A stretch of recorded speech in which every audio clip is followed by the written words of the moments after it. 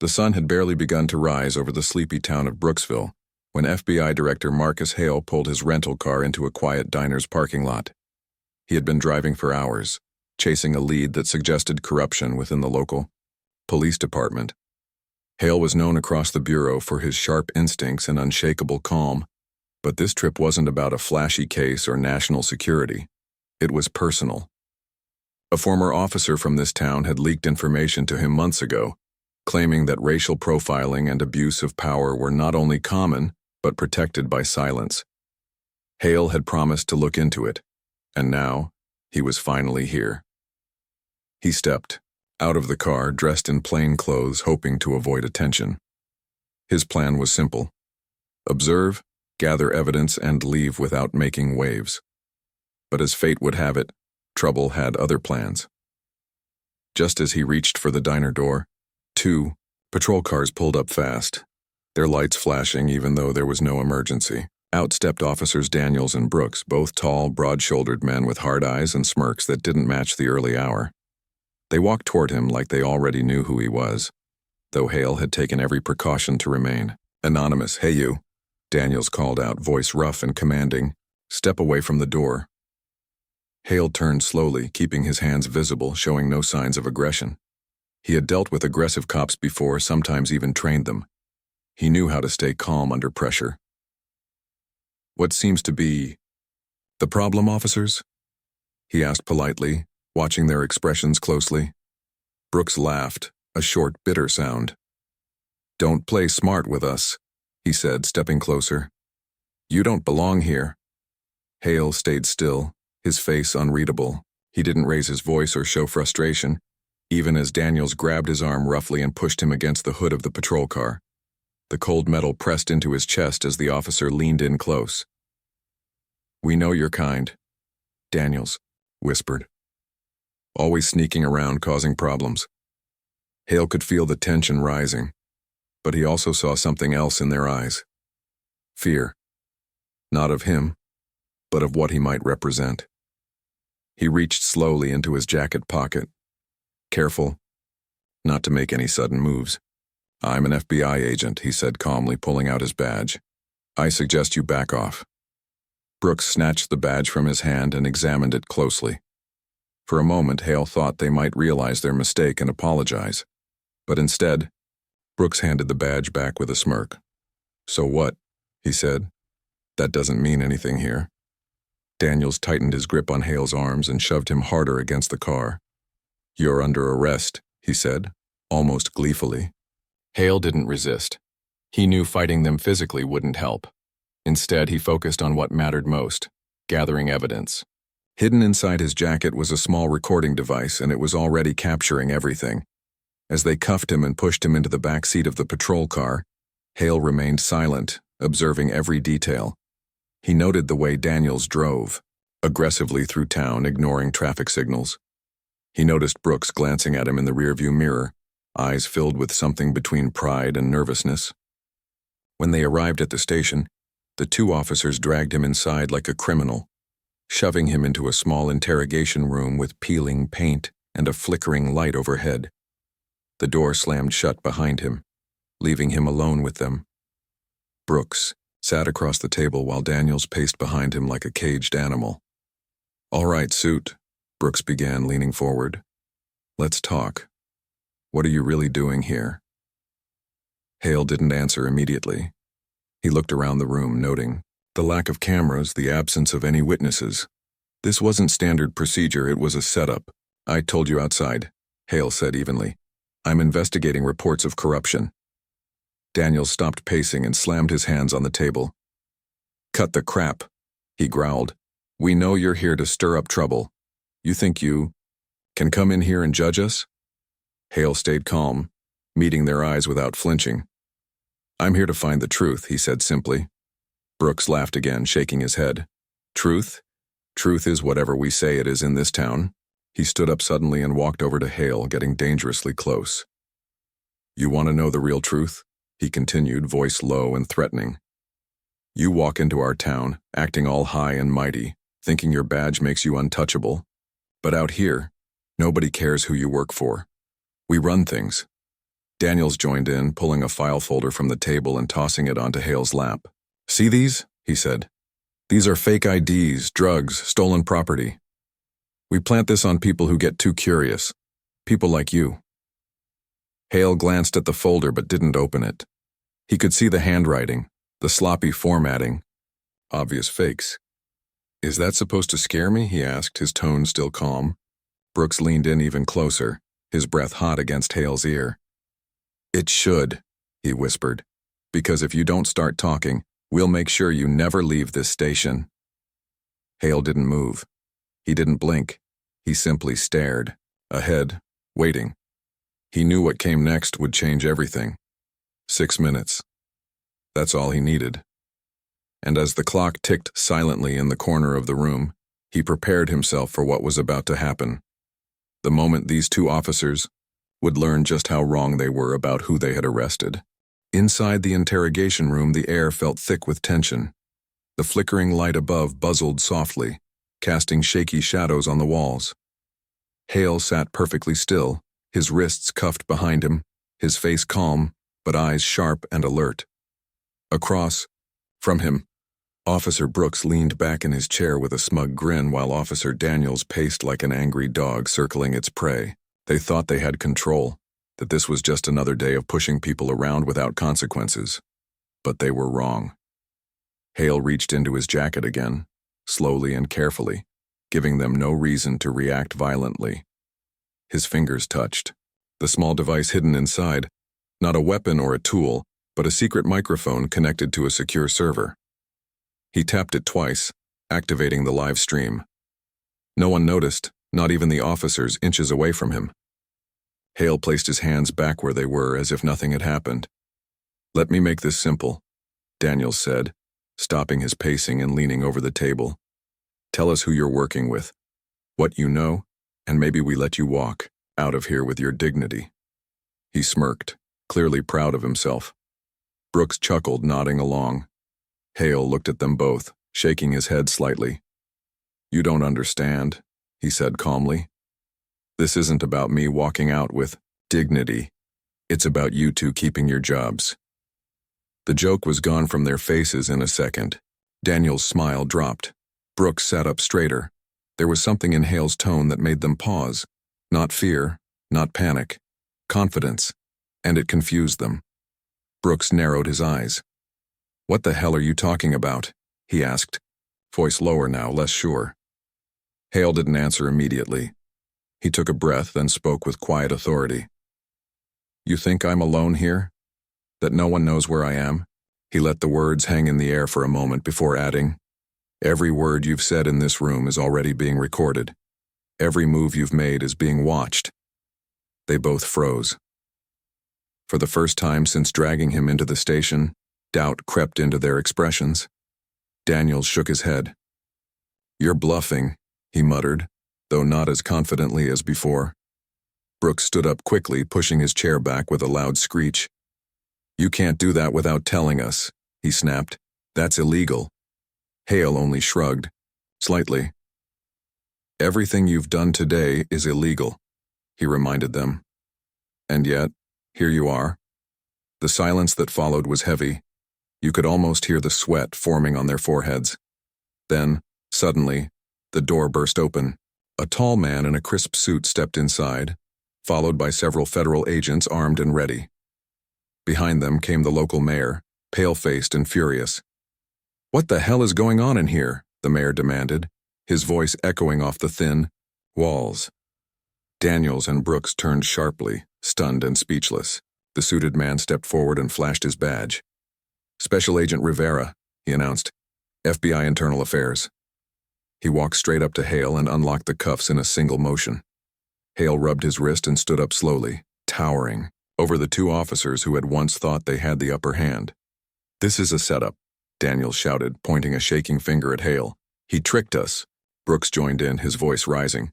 "We didn't know who he really was. We thought he was some punk trying to mess with us." Hale crossed his arms and looked at them with cold disappointment. "You had a badge," he said. "You had power. And instead of using it to protect people, you used it to scare and threaten them." He turned to Rivera. I want every second of that recording saved. Rivera nodded, already speaking into his radio. Secure all evidence from this room. I want this place locked down until we go through everything. Agents moved quickly, taking photos, collecting files, copying data from computers. Meanwhile, the mayor looked like he might be sick. This can't be happening, he whispered. Then he turned to Daniels and Brooks, his voice shaking with anger. How could you do this? Hale stepped forward, placing a firm hand on the mayor's shoulder. It's not just them, he said. There's a system here that allowed this to happen. That kept voices like yours quiet. The mayor swallowed hard and nodded slowly. Back in the corner, Daniels and Brooks stood frozen, unsure whether to run or beg. When Rivera held up the cuffs again, this time for them, they finally realized the truth. They were the ones under arrest now. As the metal clicked around their wrists, both men started panicking. Please, Brooks begged. Don't do this. We didn't mean... Hale cut him off with a stern look. Too late, he said simply. You had your chance. As the agents led them out, shouting and pleading for mercy, Hale remained calm. He turned to Rivera and gave a short nod. Make sure the public sees what they did, he said. Rivera understood. Within minutes, the footage began spreading online. Social media exploded. News stations picked it up within the hour. By noon, the entire country knew what had happened in that small police station. People across the nation reacted with outrage. Protesters gathered outside City Hall, demanding justice. Talk shows debated the incident nonstop. Politicians called for reform. And Hale, standing beside the mayor, watched it unfold with a mix of sadness and hope. He had seen the worst of humanity today, but he had also seen how quickly things could change when the truth was exposed. Later that evening, Hale returned to his hotel room, exhausted but satisfied. He opened his laptop and checked the latest headlines. Top police officers arrested after abuse of power caught on tape, read one. FBI director ambushed but fights back with proof, said another. He took a deep breath and allowed himself a small smile. This wasn't the end of the fight, far from it, but it was a start. Outside, the town of Brooksville was restless, streets filled with people holding signs and chanting for justice. Inside the police station, new leadership was already being discussed. Daniels and Brooks would spend the night in jail, facing serious charges. And Hale, the man they had underestimated, had already moved on to his next mission. Change wouldn't come overnight. Corruption didn't disappear because of one scandal. But moments like these mattered. They sent a message. They reminded everyone that no one, not even those in uniform, was above the law. And Marcus Hale, FBI director, was determined to keep sending that message, one case at a time. The morning after the arrest of officers Daniels and Brooks, Brooksville awoke to a world that felt different. The usual calm of the town had been shattered by the events of the previous day. News trucks lined the streets outside City Hall. Reporters stood with microphones in hand, and crowds gathered with signs demanding justice. People who had once stayed silent now spoke out, sharing stories of mistreatment, fear, and frustration.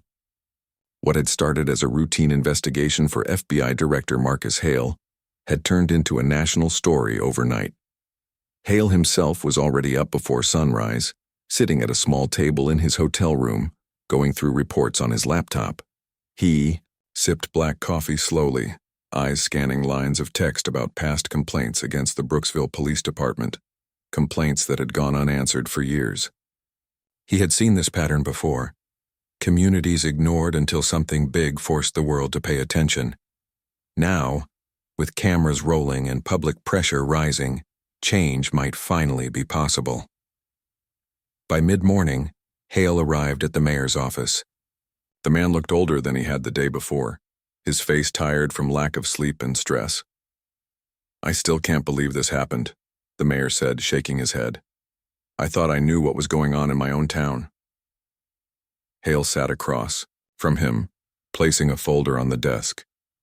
Inside were copies of internal police records, witness statements, and the full video footage from the interrogation room. It wasn't just those two officers, Hale said calmly. There's a culture here that allowed them to act without fear. That's what we need to fix. The mayor swallowed hard and nodded. What do you suggest?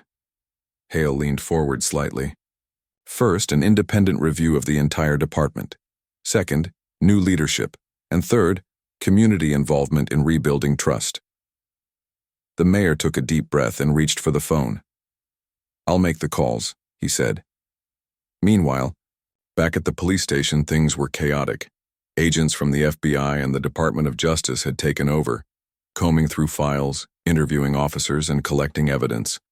Some officers cooperated willingly, while others remained tight-lipped, fearing they might be next. Daniels and Brooks were now behind bars, awaiting formal charges. Their lawyer had arrived early that morning, but even he seemed unsure how to defend them. At a press conference held later that afternoon, Hale stood beside the mayor and several federal officials. Cameras flashed as reporters shouted questions. Hale raised a hand for silence. When the noise died down, he spoke clearly and firmly. This is not just about two bad officers, he began. This is about a system that failed its people. But today we take the first step toward fixing that. He then announced the launch of a full-scale investigation into the Brooksville Police Department, promising transparency and accountability at every level. Back in Washington, D.C., the story continued to gain momentum. Lawmakers called for hearings, civil rights groups praised Hale's actions, and inside the FBI headquarters, discussions began about how similar cases could be handled in other towns across the country. Hale knew this was bigger than one case. It was proof that when truth was exposed, real change could follow. That evening, Hale met with local activists and community leaders in a small church basement. They shared their fears, their hopes, and their demands. Some were angry, some were hopeful, but all were ready for something to change. One young woman, barely 20, stood up and asked, "How do we know this won't just blow over? That nothing will really change?" Hale looked her in the eye and answered honestly, "Because we're not leaving until it does." Over the next few days, the town of Brooksville became the center of national attention. Protesters marched daily. New voices rose in support of reform. And within the police department, tension ran high as officers faced scrutiny like never before. Some resigned quietly, unwilling to face the consequences of their actions. Others stayed, claiming they wanted to help rebuild the department's reputation. Inside the station, Hale walked the halls like a man with purpose. He spoke to officers, reviewed old case files, and met with victims who had long given up on being heard. He didn't offer easy answers or quick fixes. Instead, he listened, and in doing so, he earned respect from people who had once doubted him. On the fifth day, Hale visited the jail where Daniels and Brooks were being held. They looked smaller now, stripped of their uniforms and authority. Through the thick glass of the visitors' room, he watched as they sat slumped in their chairs, eyes tired and defeated. One of them, Brooks, picked up the phone on the other side of the glass. Hale did the same. "I didn't know," Brooks said quickly, voice low and desperate. "We thought you were someone else. We didn't realize—" Hale cut him off gently. "You knew exactly what you were doing," he replied, "and now you have to live with that." Brooks opened his mouth to speak again, but Hale placed the receiver back on the hook without another word. As he stepped outside, the sun was setting, casting golden light over the town. For the first time since arriving, Hale felt something, close to peace. Not because everything was fixed and far from it, but because the process had begun. Justice wasn't instant, but it was coming. Later that night, Hale packed his suitcase, preparing to return to Washington. As he zipped it closed, his phone buzzed with messages. Some were from colleagues offering praise, others from critics, warning of political backlash. He read them all, then shut the phone off. None of it mattered right now. What mattered was the town behind him, the people who had found their voices, and the road ahead. As the plane lifted into the sky, carrying him away from Brooksville, Hale looked out the window and thought about the work still waiting for him. There would always be more cases, more battles, more systems in need of change. But he welcomed them all.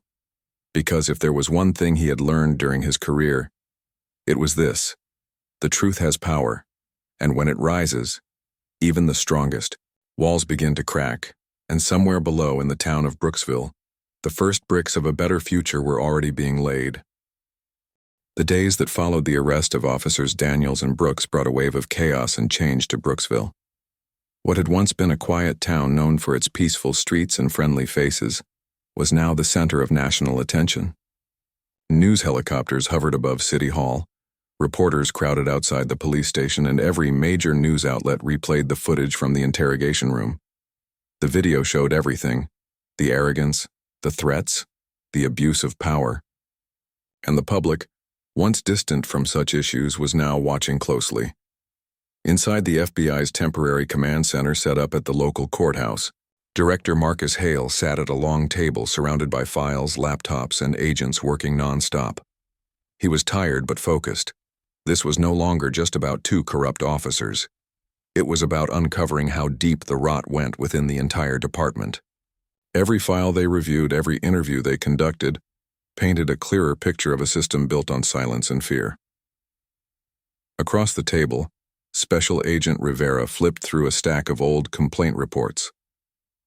"These have been sitting in a drawer for years," he muttered, shaking his head. "People came forward before, they were ignored." Hale nodded slowly. "That's the real crime," he said. "Not just what those two did, but that nobody stopped them." Rivera closed the folder with a frustrated sigh. "So where do we go from here?" Hale leaned back in his chair. "We start with the ones who knew, and we make sure they understand that silence is no longer an option." Meanwhile, tensions remained high inside the Brooksville Police Department. Some officers tried to carry on as usual, pretending the scandal hadn't changed anything. Others whispered in corners, nervous about what might come next. The chief, a man named Thompson, had been placed on administrative leave pending investigation. He sat alone in his office, staring at the wall, knowing his time as head of the department was over. Outside the station, protests continued daily. Activists gathered with signs demanding justice, while local residents shared their own stories of mistreatment at the hands of the police. One young man, barely out of high school, stood on a makeshift stage and spoke into a microphone. "I used to be scared to drive in my own neighborhood," he said, "because I knew if I got pulled over, it wasn't about speeding or broken lights. It was about being black in a town that didn't see me as equal." The crowd clapped and cheered, voices rising in support. Hale watched from a distance, arms crossed, face unreadable. He had heard these stories before in different towns, different states, but each time they reminded him why this work mattered. He stepped forward, approached the microphone, and waited until the crowd quieted. "You don't need permission to speak the truth," he began. "And you shouldn't have to wait for someone else to believe you." He paused, letting his words sink in. "What happened here won't be swept under the rug. We're going to find out who knew, who helped, and who stayed silent. And we're going to make sure it never happens again." The crowd erupted in applause. Hale stepped away from the microphone, satisfied that the people of Brooksville were beginning to believe in themselves again. Back at the FBI's command center, Rivera handed Hale a new report. "We've identified 3 more officers who were present during past incidents but never reported anything," he said. Hale took the report and skimmed through the names. "Bring them in," he ordered. "Separately. I want to hear what they have to say." Later that afternoon, the first officer arrived, a woman named Ramirez. She looked nervous as she entered the small interview room, eyes darting around like she expected an ambush. Hale sat across from her, offering a calm smile. "You're not in trouble," he said gently, "unless you decide to lie." Ramirez swallowed hard and nodded. I didn't know what to do," she admitted. "If I spoke up, I knew I'd lose my job, maybe worse." Hale leaned forward slightly. "But now you have a chance to do the right thing. Tell us what you saw. Tell us what you know." She hesitated, then began to speak. Over the next hour, she described moments of racial profiling, false arrests, and internal pressure to stay quiet.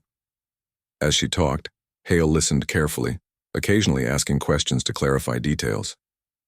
When she finished, he thanked her and assured her that her cooperation would be taken into account. Over the following days, similar interviews took place with other officers. Some refused to talk, others provided crucial information. With each new piece of evidence, the case against the corrupted system grew stronger, and with it, the pressure on city officials to act increased. Inside the mayor's office, meetings became tense and urgent. City leaders debated whether to disband the current police force entirely or implement reforms from within. "We can't just fire everyone," one council member argued. "We need law enforcement." Hale, seated at the far end of the table, finally spoke. "Then build a new department," he said simply, "one based on integrity, accountability, and trust." The room fell silent. The mayor nodded slowly. "We'll make it happen," he promised. As the week came to a close, federal investigators filed formal charges against several officers, including Daniels and Brooks. They faced multiple counts of assault, abuse of power, and conspiracy to obstruct justice. Their trial date was set, and the nation watched closely, waiting to see if the legal system would hold them accountable. Back at his hotel, Hale packed his suitcase, preparing to return to Washington. He had done what he came to do, exposed corruption, protected the innocent, and started the process of rebuilding trust. But as he looked out the window at the town below, he knew his work wasn't finished. Reform would take time. Healing would take even longer. But for the first time in years, Brooksville had hope. His phone buzzed with messages, most from colleagues offering congratulations. One message stood out, from a young woman who had spoken at the protest. It read, "Thank you for listening. Thank you for believing us." Hale smiled slightly and typed a response. "Never stop speaking the truth." As he left the hotel and walked toward the waiting car, the sun rose over the town, casting long shadows across the streets. Change had begun, and though the road ahead was uncertain, Marcus Hale knew one thing for sure. Justice may move slowly, but when given a voice, it always finds a way to rise.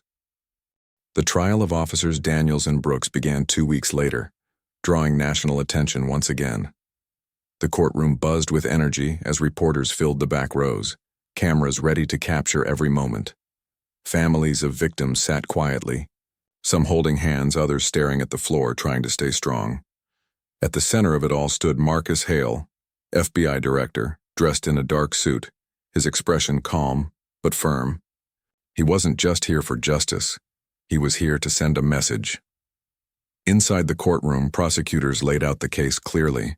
They played the full video from the interrogation room, showing every insult, every threat, every act of intimidation. Gasps echoed through the room as the officer's words replayed on the screen. "Truth is whatever we say it is in this town." The judge remained silent, arms folded, watching the jury closely for any reaction. The defense lawyers tried to argue that their clients had acted out of confusion, not malice, but the evidence was too strong to ignore. Outside the courthouse, protests continued. Activists gathered daily, chanting for justice and holding up signs with names of people who had suffered under police abuse. Some held candles at night, standing silently in front of City Hall, remembering those whose voices had gone unheard for too long. News anchors covered the events live, calling it one of the most important civil rights cases of the year. Back inside, Hale took the stand. He spoke clearly, answering questions without hesitation. He described the moment he was arrested, the threats made against him, and how the officers had tried to cover their actions. When asked why he had stayed calm, he simply said, "Because fear doesn't help anyone, truth does." His words were measured, powerful, and they left an impact on everyone listening. As the trial wore on, more witnesses came forward. Officers who had once remained silent now testified about internal pressure to look the other way. Civilian victims shared their stories, some breaking down in tears as they recalled moments of terror. The courtroom became more than just a place of judgment. It became a space where truth was finally allowed to speak. After 6 days of testimony, the jury reached a verdict.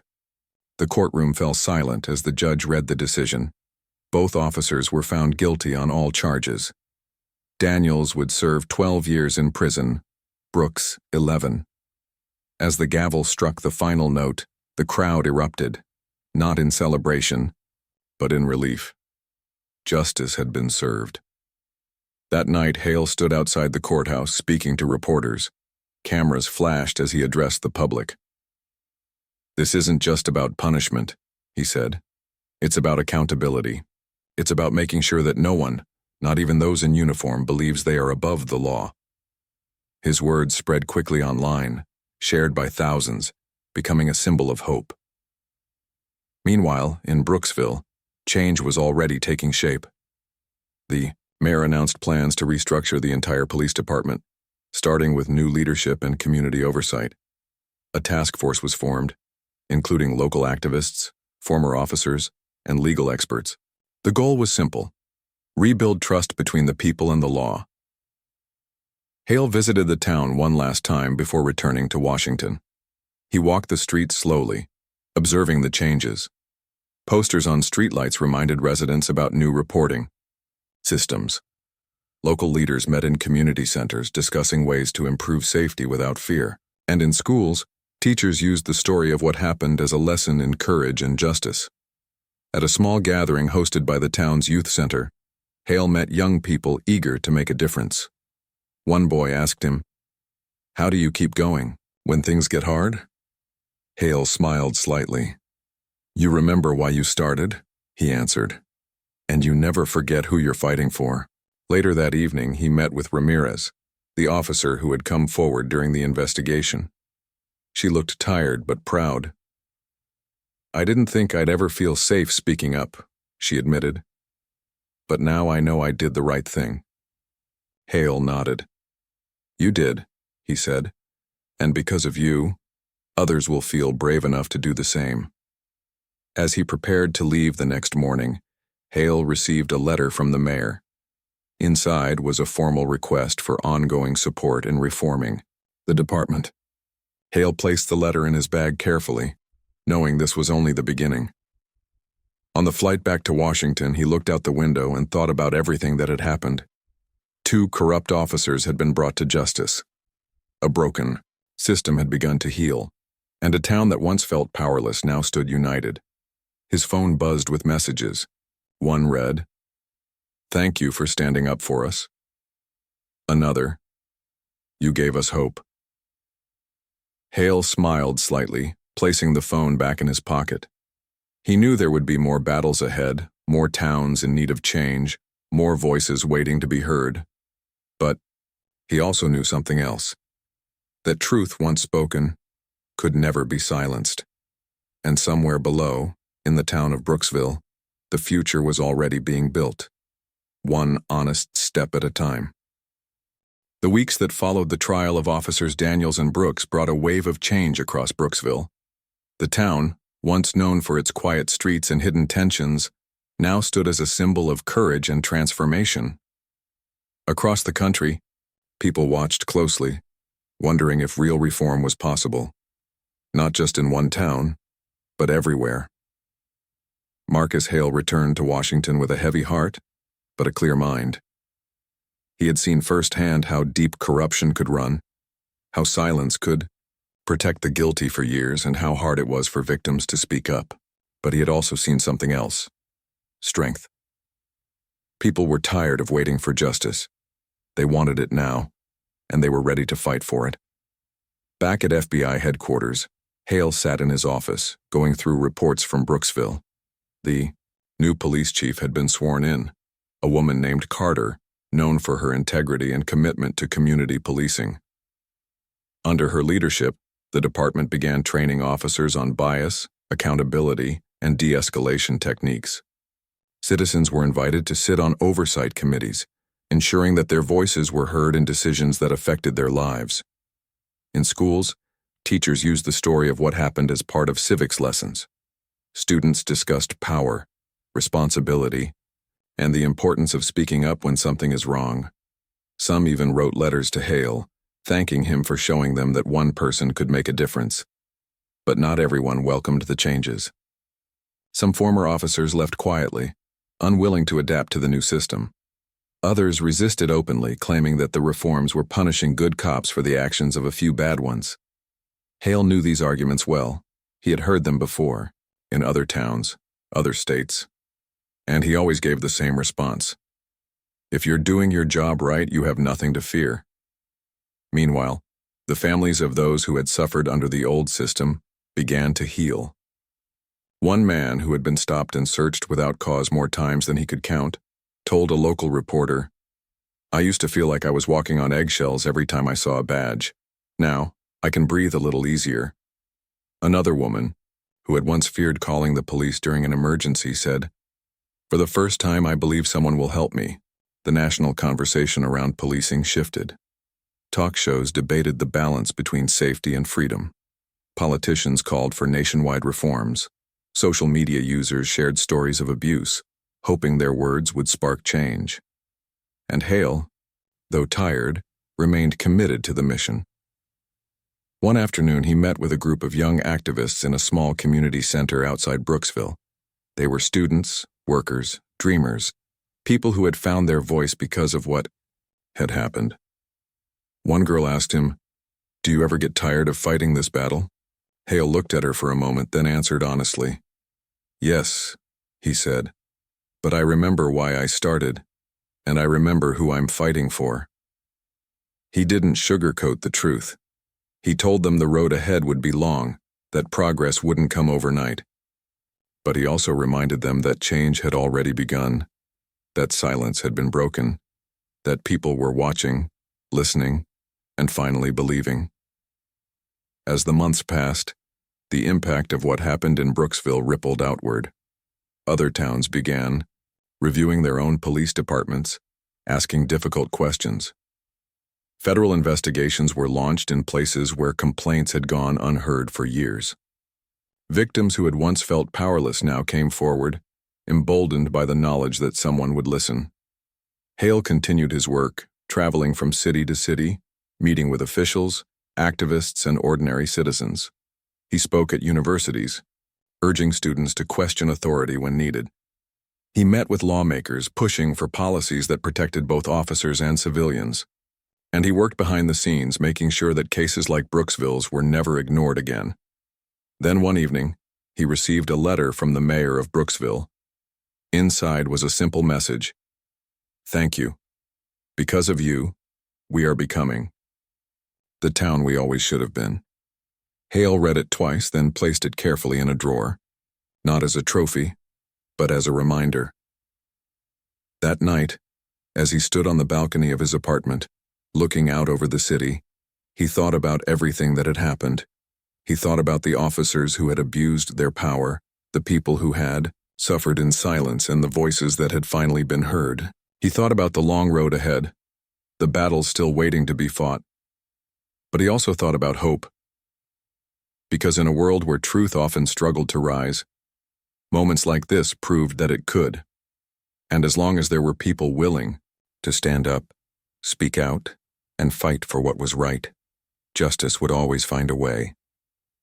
And somewhere far away in the town of Brooksville, a new generation was already rising, ready to build a future where no one would ever have to fear the badge they once trusted.